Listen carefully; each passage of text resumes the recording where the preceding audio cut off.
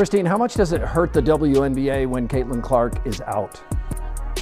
It is devastating to the WNBA. The WNBA is facing a brutal reality check, and Caitlin Clark's absence has exposed just how fragile the league's current momentum really is. For all the talk about growth, progress, and a new era in women's basketball, the numbers keep pointing back to one uncomfortable truth. Without Clark on the court, the league struggles to hold attention at the same level. And that raises a much bigger question. How did the WNBA allow itself to become so dependent on one player while doing so little to protect the very athlete who helped push it into the mainstream? This is the story of a league that finally got the spotlight it always wanted, only to mishandle the person who brought much of that attention through the door. Instead of building a stronger foundation around its breakout star, the league appears to have let resentment, indifference, and poor leadership chip away at the opportunity. Now, with Clark sidelined, the consequences are impossible to ignore. Ratings dip, ticket prices collapse, and the illusion of unstoppable growth starts to crack. What makes this situation so frustrating for fans is that none of it feels surprising anymore. The warning signs have been there. The pattern has been visible. Yet the response has been the same every single time: minimize the issue, call it part of the game, and move on as if nothing is wrong. But when the player who drives unprecedented interest keeps taking the hits while the league shrugs its shoulders, that's not just bad optics. That's bad business. And every day that reality is ignored, the league pays for it in attention, revenue, and credibility. And the truth is the truth, and the data is there. And what we saw when Caitlin was out the last time, the 5 games that she missed earlier in the season. In an age where online outrage is constant and sports debates are driven by clips, hot takes, and social media narratives, real facts can be hard to find. But this situation doesn't require much interpretation. When Caitlin Clark went down on June 24 with a quad injury, the league's dependence on one player was suddenly impossible to deny. And now, with her sidelined again because of a groin injury and no clear timeline for her return, we're watching the same scenario unfold all over again. The conversation around the WNBA often tries to present the league as bigger than any one individual, and in principle, that's how professional sports should work. No league wants to admit that so much of its momentum rests on one star. But reality doesn't care about messaging. Reality shows up in ratings, attendance, resale prices, social engagement, and media coverage. And all of those indicators tell the same story. When Clark is active, the entire ecosystem gets a boost. When she's out, things cool off fast. That is what makes this moment so revealing. It strips away the branding language and exposes what's really going on underneath. Fans may support teams, rivalries, and storylines, but casual viewers, the people every league needs in order to grow, are showing up in much larger numbers because of Caitlin Clark. She has become the league's central attraction whether people are comfortable admitting it or not. And instead of treating that reality with the seriousness it deserves, the league keeps acting as though this is just noise from the outside. But the market is speaking clearly. The difference between Clark playing and Clark sitting isn't small, and it isn't symbolic. It's enormous. That should have triggered urgency a long time ago. Instead, it has mostly triggered denial. Quad injury jumped to her groin likely because of compensation. But the thing that you have to be careful of is if, say, you try to rush her back from this injury. The numbers are where the argument becomes impossible to dodge. Nationally televised WNBA viewership reportedly dropped by 55%, from an average of roughly 1.81 million viewers when Clark played to around 847,000 when she didn't. Indiana Fever games saw a 53% drop as well. That is not a modest decline. That is a dramatic collapse in audience interest, and it says more about Clark's impact than any press release ever could. But this is also where the narrative starts to become almost absurd. Because while the evidence keeps piling up, the response from the league and from some corners of the conversation remains strangely detached from reality. Instead of acknowledging what these numbers mean, there's still an effort to downplay them, to pretend this is just the natural rhythm of a long season, or to frame concern as overreaction. It isn't. These are catastrophic swings for a league still trying to establish long-term financial stability. And the most damaging part is that the data is showing not only what Clark adds, but what disappears when she's gone. Casual fans tune out. Broad national interest softens. The sense of event television vanishes. A Fever game with Clark often feels like a major sports happening. Without her, many of those same matchups become easy to skip for anyone who isn't already deeply invested. That doesn't diminish the talent of other players. It doesn't erase the work of other stars. It simply highlights a market truth. Clark is currently the league's biggest draw by a wide margin. That is not a personal opinion. It is a measurable reality. And when a league refuses to adapt to a reality that obvious, it stops being stubborn and starts being self-destructive. Clark went down. The WNBA ratings have dropped over 55%. While Caitlin Clark was doing what stars are supposed to do, selling out arenas, driving record television numbers, and generating unprecedented revenue, the WNBA seemed content to do what it too often does best: talk around the issue instead of addressing it. Clark was bringing in attention at a historic scale, and yet the league showed little urgency when it came to protecting the player responsible for so much of that surge. That's what makes the entire situation so maddening. Reports and commentary have suggested Clark accounts for an enormous share of league-wide economic activity. Whether you focus on attendance, merchandise, sponsorship energy, or TV ratings, her presence clearly moves the needle. So how does a professional league look at that kind of impact and still allow repeated targeting, escalating physicality, and avoidable controversies to continue without drawing a firmer line? What's even more infuriating is that this is not the first time the league has learned this lesson the hard way. We have already seen what happens when the star attraction is unavailable. Interest dips. The product loses momentum. Enthusiasm cools. Yet instead of correcting course, the league keeps walking straight back into the same problem. It's like watching someone burn their hand on a hot stove, pull back in pain, and then immediately reach toward it again while insisting nothing is wrong. A smart league would have recognized the moment and acted accordingly. It would have understood that protecting a high-impact player is not favoritism, it is standard professional sports logic. You protect the integrity of the game by protecting the people who elevate it.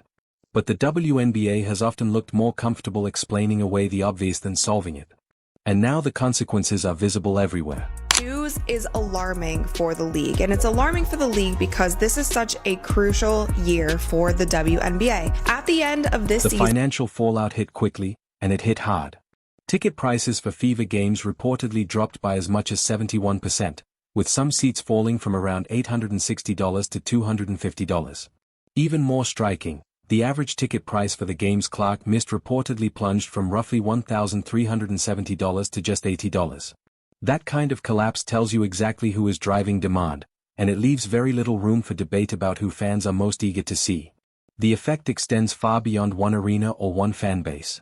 Teams that moved games to larger venues in anticipation of Clark-related demand are now dealing with a very different reality. Buildings that might have been packed are suddenly much harder to fill. The buzz disappears. The urgency disappears.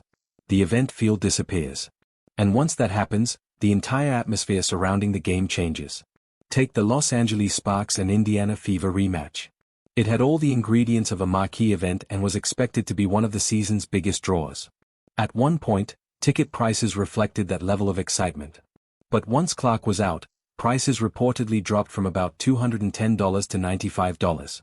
A game that once looked like a must-watch suddenly became, for many casual fans, just another date on the calendar. That is the part some people still don't want to acknowledge. Clark doesn't just bring basketball fans. She brings mainstream curiosity.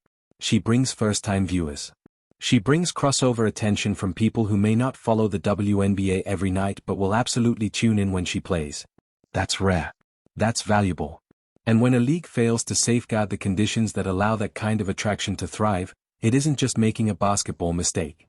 It's making a commercial one. Really concerning about this is the fact that we are only a month into the regular season, and Caitlin Clark has already been out with 2 injuries. With the first Veteran sports journalist Christine Brennan has been among the most outspoken critics of how the WNBA has handled its biggest star. Her commentary has consistently focused on the gap between the league's opportunity and its response, and her upcoming book, On Her Game, Caitlin Clark and the Revolution in Women's Sports, is expected to dig even deeper into that story. After yet another incident in which Clark was singled out physically, Brennan publicly criticized the league's response. Her message was direct: the WNBA is failing to meet the moment. At a time when more people are watching than ever before, the product being presented to those viewers is not just elite basketball, it is also a recurring pattern of hard hits, escalating hostility, and a lack of clear protection for the player attracting so much of the audience. That criticism stings because it is difficult to dismiss. If league data and television patterns show that Clark is responsible for bringing in a huge share of viewers, then allowing her to remain at the center of repeated physical targeting without a stronger response is more than a competitive issue. It becomes a leadership issue. And that is where the league starts to look unprepared for the attention it worked so hard to earn. Brennan's point, in essence, is simple: a serious league has to act like a serious league. It cannot celebrate growth on one hand while ignoring the factors that threaten that growth on the other. It cannot ask new fans to invest emotionally in a star while also tolerating the conditions that make that star more vulnerable than protected. It's the equivalent of a restaurant discovering that one chef is drawing crowds from all over the city, then doing nothing while the kitchen turns into chaos around them. At some point, you either protect what is working, or you accept responsibility for what happens when it breaks.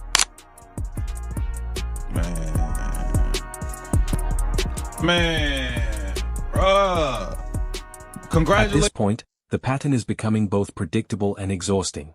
Clark is fouled, the play gets debated, social media erupts, and the conversation turns into a culture war instead of a straightforward discussion about player protection. Opponents often seem as interested in sending a message as they are in simply playing basketball. And then, somehow, Clark is criticized no matter how she responds. If she pushes back, she's called too emotional or too confrontational. If she stays quiet, she's labeled overly sensitive or accused of not being able to handle physical play. It's a no-win situation, and the league has done almost nothing to resolve it. Instead of establishing consistency, it has allowed the entire issue to drift into a space where controversy becomes content and confusion becomes policy. Some reports and commentators have pointed to a disproportionate number of the most aggressive fouls coming from specific opponents, with the Phoenix Mercury frequently mentioned in that discussion. Whether fans agree on every individual play or not, the broader perception is now entrenched. Clark gets targeted, the reaction is inadequate, and the message sent to viewers is that the league either can't or won't control the situation. Meanwhile, the business side keeps taking damage. The WNBA was already projected to lose tens of millions of dollars this year. Clark's arrival helped create an extraordinary surge in relevance, but when she is unavailable, the old financial problems come back into focus. Attendance softens. Ratings slip. Merchandise momentum slows. The excitement that felt sustainable suddenly looks fragile again. That's why this conversation goes beyond any one hard foul or isolated incident. It is about whether the league understands the scale of what is at stake. Because every time Clark is sidelined, the entire WNBA economy feels it. And every time the league fails to address the issue convincingly, it sends the message that preserving drama matters more than protecting growth. As big a deal as Tiger was in men's golf, Keith, he did, and when he was gone, it affected the ratings, but nothing like that. And the most frustrating part of this entire mess is how avoidable it all feels. When Caitlin Clark entered the league, she arrived with enormous attention but handled it with humility. She praised teammates, deflected praise when she could, and carried herself with a level of poise that stood out for someone so young. She gave the league an ideal opportunity, a high-profile rookie with massive appeal who was still willing to let the game speak first. The WNBA could have embraced that moment fully. It could have built a stronger bridge between longtime fans and new ones. It could have protected Clark, promoted her wisely, and used her popularity as a launchpad for the entire league. Instead, too often, the atmosphere has felt shaped by insecurity, petty politics, and a willingness to let resentment overshadow smart long-term thinking. And the consequences go beyond tickets and TV. Sponsors committed serious money because they saw the growth potential. Brands wanted to be associated with the surge in visibility, excitement, and crossover interest that Clark helped create. But injuries and recurring controversies forced those same sponsors to ask hard questions. Is this growth stable? Is the league capable of managing a breakthrough moment professionally? Or is it still trapped in habits that undermine its own progress? That tension reveals a deeper identity problem. The WNBA seems torn between two competing versions of itself. On one side, it wants to be recognized as a top-tier professional sports league built on excellence, structure, and competitive integrity. On the other, it too often leans into the chaos and controversy that drive clicks online. But you can't fully commit to both. Serious leagues protect stars while preserving fairness. Amateur drama thrives on conflict for conflict's sake. The WNBA has to decide what it wants to be, because right now it's trying to do both, and it's hurting itself in the process. I don't even know where to begin, man. I hope Caitlin Clark is okay. I want to know when this injury even happened, bro, because let's be serious here. The contrast with other major sports leagues is hard to ignore, and honestly, it's embarrassing. Imagine if the NBA spent months watching teams repeatedly rough up its biggest attraction while insisting that everything was just normal physical basketball. Imagine if a player with LeBron-level impact was consistently caught in questionable situations and the league responded with vague cliches about competitiveness and letting players play. It would never happen. The pushback would be immediate, and discipline would come quickly. That is why so many fans are frustrated with what they see from the WNBA. The issue is no longer just about one player taking contact. It's about what kind of standard the league is willing to enforce. When obvious concerns are repeatedly brushed aside, people stop believing the environment is being managed fairly. And when fans start to believe the games are not being protected properly, trust in the product begins to erode. That erosion is already showing up in the way some fans talk about the league. A growing number aren't just saying they miss Clark when she's out, they're saying they lose interest in watching games entirely because they no longer trust the environment around her or the consistency of officiating and league discipline. That's a serious problem. Once fans begin to question the professionalism of the product itself, the damage goes much deeper than 1 week of lower ratings. A league can survive criticism. What it struggles to survive is lost credibility.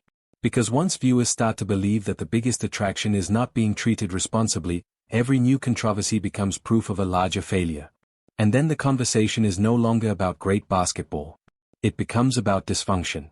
That is exactly where the WNBA should not want to be. I admire about Caitlyn, she's a warrior. She's tough. You hear me? Bruh, you just don't see The most alarming part is that the WNBA has had multiple chances to get this right and keeps missing them. Every major incident involving Caitlin Clark should have been a wake-up call. Each one could have been the moment the league drew a clearer line, reinforced player safety standards, and signaled to fans that it understood what was at stake. Instead, the response has felt repetitive, cautious, and detached, more talking points than action. And ironically, the clearest evidence of Clark's value has come during the very stretches when she hasn't been able to play. A 55% drop in viewership is not background noise. It is a flashing red warning sign. It tells you that her impact is not just meaningful, it is structural. She is not simply part of the league's rise, she is one of the central engines driving it. Yet there is still little sign that leadership has fully absorbed that lesson. League language often circles back to phrases like competitive balance and physical play, as though acknowledging dangerous or unnecessary targeting would somehow compromise the game itself. But physical basketball and reckless treatment are not the same thing. Strong competition does not require a league to ignore the patterns that keep putting its most valuable player in harm's way. Critics have pointed out that repeated hacking, blindsiding, and wear-and-tear fouling may not always look dramatic in isolation, but over time they take a toll. And that toll doesn't just affect Clark physically, it affects the entire business model surrounding the league. If the biggest ratings driver gets hurt, networks notice. Sponsors notice. Team owners notice. And when labor negotiations or financial discussions come around, those realities will absolutely be part of the conversation. If one player's absence can shake the numbers that dramatically, that becomes a major point in every future argument about league value. The WNBA has a choice to make. If it wants to be seen as a mature, professional basketball organization, then it has to behave like one. That means setting clear standards for player safety, enforcing them consistently, and refusing to let manufactured drama overshadow the actual sport. Most importantly, it means understanding that protecting stars is not about favoritism, it is about preserving the health, legitimacy, and future of the league. Clark's absence has exposed what the WNBA used to be before her arrival and what it risks becoming again if nothing changes. Reports that average viewership without her fell to around 555,000, below even previous season averages, suggest a slide back toward the days of lower relevance, smaller audiences, and far less national conversation. That should terrify anyone invested in the league's future. Because the truth is simple, people are watching in greater numbers because Caitlin Clark matters. And if the league keeps allowing the conditions that put that momentum at risk, then it is sabotaging itself. It didn't have to be this way. If the WNBA had protected and promoted its most marketable star more effectively, it could have used this moment to build lasting success. Instead, it has created a system so dependent on one player that everything shakes when she steps off the floor. Until the league learns how to protect the players who actually drive attention and growth, it will continue cycling between boom and bust, soaring when Clark plays and shrinking when she doesn't. The question now is whether the WNBA will finally act with common sense and protect its most valuable asset, or whether it will keep wasting the very opportunity that could have changed everything. Share your thoughts in the comments. Don't forget to subscribe and turn on notifications so you don't miss the next video. We'll see you in the next one.